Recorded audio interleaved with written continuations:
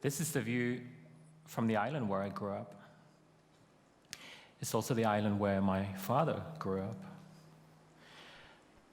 I want to tell you just a little bit about growing up with him.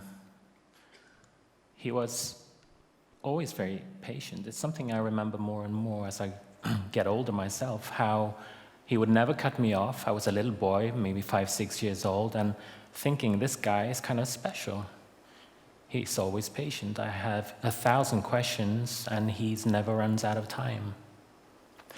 As it turns out, it wasn't that I was special. I don't think I was, but to him.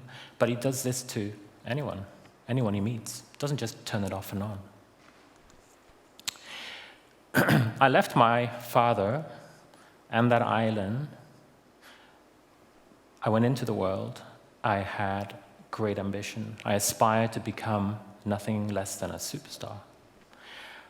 Specifically, I wanted to be like this guy, Philippe Starck, a design superstar. He's a genuine superstar. But each man and woman, his or her journey, to me, that felt, in the end, a bit superficial, selfish, small-minded even. Because I figured, actually, I don't think this is what is the right path for me, because I like to provide for others through listening. And in fact, good design starts with good listening. You have to cast yourself aside in order to understand what other people need from you as somebody who is a creator or a maker or a technologist. I'm not built like this to be a superstar, clearly. Let me use an illustration. These guys are the downstairs people in a very famous and very popular English TV series called Downton Abbey. What makes them special, a good English servant, if we can call it a classic English servant, is someone who is very good at listening. Through listening, you can learn that your master has certain eating preferences, a certain schedule, certain entertainment preferences. You learn not to be rude and interrupt. You learn not to jump to conclusions. You learn to be patient. So, if I can ask you, do you have somebody like that? Do you have someone like that in your life? You, who may or may not have an English servant at home?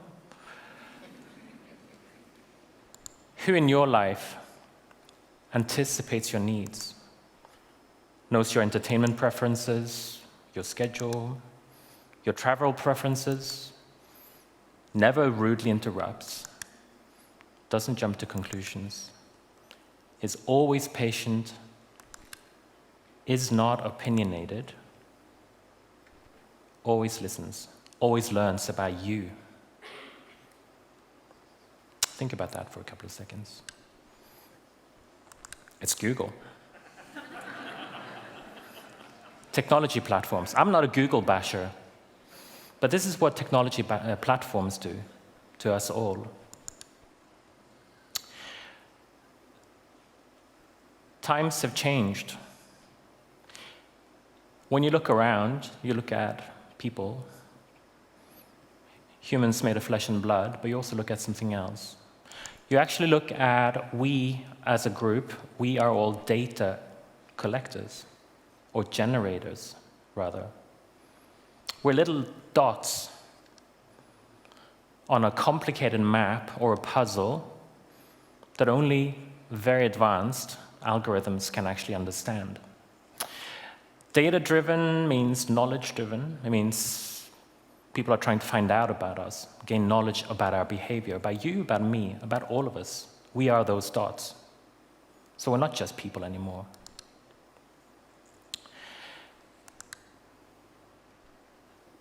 When I was a little boy, I felt seen by my father. To be seen by somebody, I realized that's what that was, boundless patience and time just for me. He taught me something pretty important. This concept of being seen actually just means that he met me where I was. It's actually kind of a superpower, I guess, but I think everyone has the latent potential to become a very good listener. This is what it looks like when technology looks at us.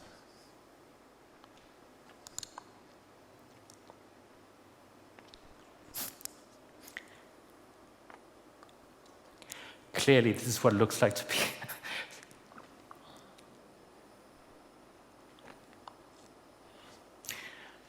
be seen by my father. Sorry to cry like a baby, but I kind of am his baby. So this is him with my mother, and they're very happy and married still to this day.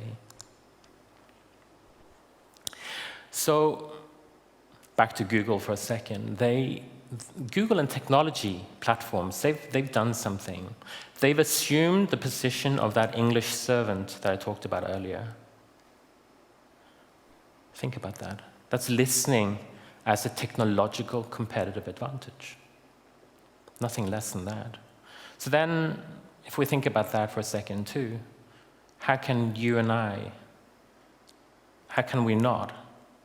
And a super basic question, how well do you know your customer?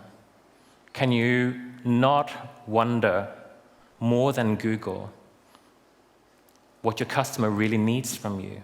And then let me challenge you a little bit further. Then in this day and age where technology companies see us on such a personal level, what is a customer anyway?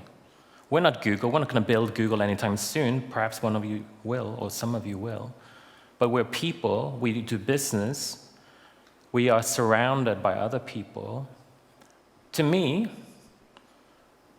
my spouse can be my customer. Certainly my children, my colleagues, your teacher. This attitude of servitude can't just switch it on and off anymore. Google doesn't switch on and off. Think about it that way. This is the way I'm talking about the theme of the year. That's the wind of change. Before we were just people, now we're data. So I am not someone who thinks that good listening is essentially just about talking about feelings. In other words, I'm not a psychologist. There's a really good one here and another one in the lobby. To me, listening is about the possibility to thrive and be successful. More importantly, because of this change, where we're seen all the time, our listening to each other and to our customers, whomever they are and however we define them,